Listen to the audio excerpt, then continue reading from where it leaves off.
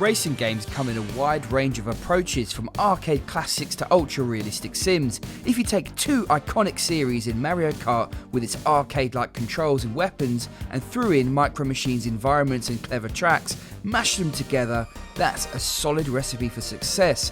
This is the premise of Tabletop Racing World Tour Nitro Edition. Is it just a long title left at the back of the pack, or will it have you revved up? I'm James Zamero and this is SwitchWatch. Let's find out.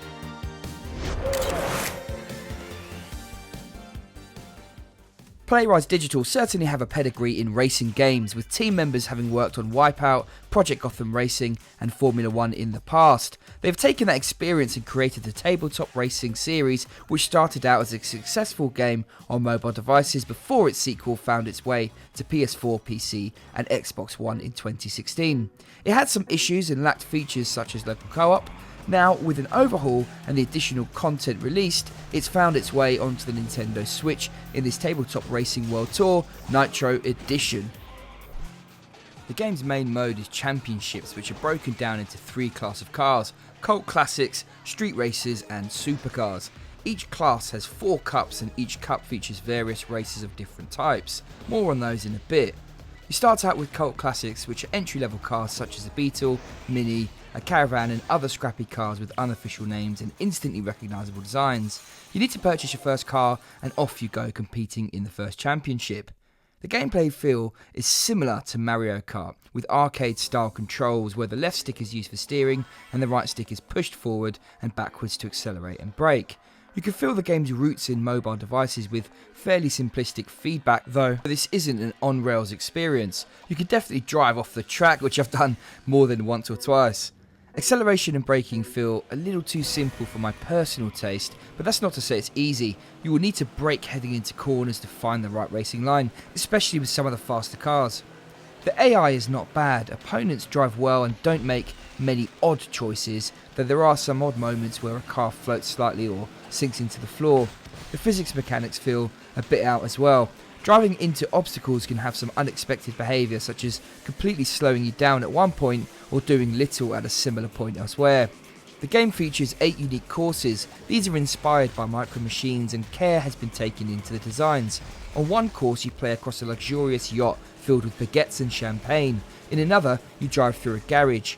There is even a Yo Sushi sponsored course that features a sushi bell and snazzy lights. Each of these courses is chopped into slightly different paths to create the game's tracks, which are repeated a lot to make up the numbers. The detail on each course is likely the reason that there isn't a huge number, but their sizes are not very big, so you do feel as though you repeat tracks a lot. Another reason for this is the short race length. Most races are done in 1 to 2 minutes, possibly another byproduct of having started life on mobile devices with the previous iteration. On one hand, this makes for a perfect pick up and play session, but at the same time, you can feel as though races are over just as they get interesting. Playing in multiplayer, this is certainly noticeable, which we'll get into in a bit. There are a number of race types, with the main one being combat races, which pits you against other opponents and features weapon drops. The weapons on offer are speed boosts, unguided rockets and guided rockets, an ice block, my personal favourite, as it can hit multiple targets at once, locking out their steering and veering them off a ledge, a short range electrical charge that temporarily stops opponents, and a poison style oil slick that you drop behind you to slow enemies down. You also have weapons on tyres that you unlock as you get quite a lot more cash, such as spikes that can hurt opponents when you ram into them. It's a simple lineup that does the job but offers little that's new, and a gripe of mine is that the delays to your opponents are quite minimal. I would have preferred a bit more oomph and a bit more consequence for getting hit. Next up is Time Trial, where you need to aim for a certain overall time across multiple laps, pushing you to drive consistently over the course of the race without any distracting weapons.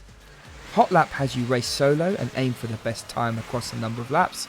Elimination is interesting. Each lap, the slowest racer is cut until the final lap has you pitted against one another for victory. Pursuit has you start far behind an opponent and you need to catch up to them in a set time limit. And finally, Drift has you sliding around tracks to aim for a high score. It's a solid roster of game modes. Progression in a championship uses the 3-star system used in many games. It's easy to follow and works well. When you get a certain number of stars, you unlock additional races in a championship and eventually unlock more championships themselves. One of the things I like is that you progress to higher car classes, which are faster, but then unlock more championships at lower classes with tougher competition, so you're always mixing up the play instead of ditching your old cars. As you get races under your belt and gain more stars, you will gain experience. The stars and experience will unlock new events, and you'll be gaining gold, which you can use to upgrade your car and purchase new ones. I always love the idea of boosting up a car, though the distribution of money is slightly odd. For example, upgrading your car's handling and speed to the max will cost you less than a cosmetic paint job. If you play the game by the book and focus on one car, do it up and then buy another in the next class and do the same, you won't run out of money quickly. If, however, you diverge and buy multiple cars in a class, it's easy to run out and have to grind races in order to save up for the next class. Outside of the main campaign, which is a beefy 15-hour affair, you have special events which are a good way to boost your cash and take a break. These events require you to have a specific car and race against opponents with the same car, for example, or drift with a caravan, or just use certain weapons. There are a load of them and they all follow the same pattern. Whilst it's great to have more content, the races feature the same tracks and don't offer anything you can't experience in the main championships. The game's original launch in 2016 oddly lacked local co-op. This has now been added and it's naturally a fun addition. Battling against friends is a laugh, though the races are short. I found the vertical split screen to be a little difficult to see enough of the track on. It feels like the angle may have needed to change, or perhaps they could have gone for a horizontal split for better results. There is certainly enough content here and it's naturally a good game to play on the move. With 300 odd stars to gain and probably about 30 hours worth of racing to be had, it's impressive. Unfortunately, the gameplay feels very pattern based and repetitive after a little while, though it is fun in bursts. For example, the cars don't feel that different to drive, not as much as you would hope to when, say, taking a Beetle for a spin versus a Porsche.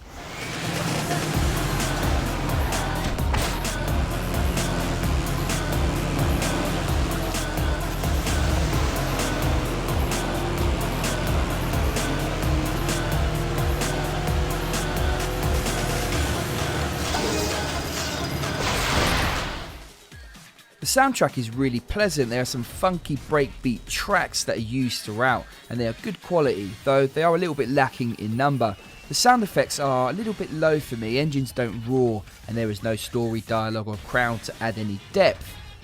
Talking about performance, first things first, the port is very solid. The game runs at a staunch 60 frames per second at all times. I experienced no dips and loading times are not too bad. The visuals have not been boosted, but they are quite good to begin with. Some of the details are pleasant, such as the background items on tracks and the detailing on cars. Elsewhere, tracks feel a little bit repetitive without huge variation.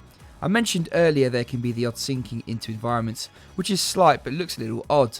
The customization options such as paint jobs and wheels, some of which have in-game perks as mentioned to them, such as defense or gaining more gold, are a nice touch. The game is large, but the number of songs and tracks are a little bit light. Yes, there are a load of tracks technically, but the actual unique environments are quite low. This version introduces local co-op and online play was already a feature that returns, so there's a lot here value-wise, you definitely can't argue with that. Unfortunately, however, the cost is quite prohibitive. On the Switch, it's £24.99 in the UK or $29.99 in the US, a big jump on the previous versions on other platforms, almost double. That puts it into the firing line with really big hitters, and overall it is quite a tough ask to stump up enough cash.